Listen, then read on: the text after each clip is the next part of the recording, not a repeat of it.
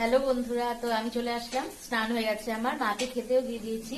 তো আজকে রান্না হলো, এখন সীমাদি বাঁধাকপির পকোড়া ভাজতেছে, আর ডাল, মসুর ডাল হয়েছে, বাঁধাকপির পকোড়া আর মাছের ঝোল, ফলি মাছের ঝোল আর বাঁধাকপি ঘন্ট।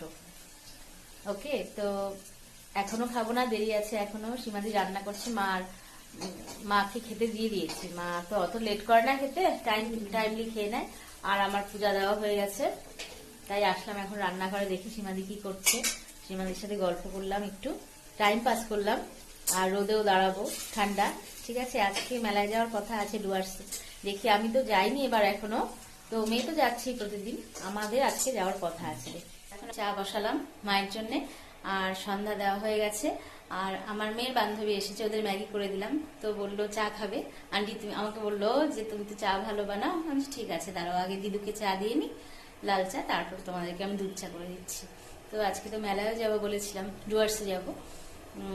আর পুরো আমার মাথায় চপচপা তেল দেওয়া, শ্যাম্পু করিনি। আমার আবার ওগুলো নেই যে অনেকে বাইরে গেলে শ্যাম্পু দিতে হবে, চুলে তেল বিচ্ছিরি লাগছে, ওগুলো আমার মধ্যে কিছু নেই। আমি মাথায় তেল দিয়েই সব জায়গায় যাই, আবার যখন প্রয়োজন হয় নিশ্চয়ই শ্যাম্পু করি। সো আমার তেল বা শ্যাম্পু সেটা কিছু ম্যাটার করে না। ওকে, তো আমি এখন চাটা করছি, ওদের মায়ের চাটা হয়ে গেলে তারপর ওদেরকে আমি আবার দুধ চা করে দেবো। তো এখন মায়ের সাথে বসে বসে টিভি দেখছি, আর আমার মেয়ে আর মেয়ের বান্ধবী গল্প করছে অন্য ঘরে।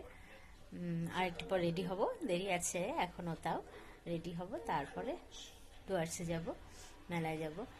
তো এবার কেন জানি আমার যেতেও ইচ্ছা করছে না। তো আজকে সবাই যাব, সবাই মিলে। মেয়ে তো অনেকদিনই গেছে ওর ফ্রেন্ডসদের সাথে, 4-5 দিন হয়ে গেল, আজকে আমাদের সঙ্গে যাবে।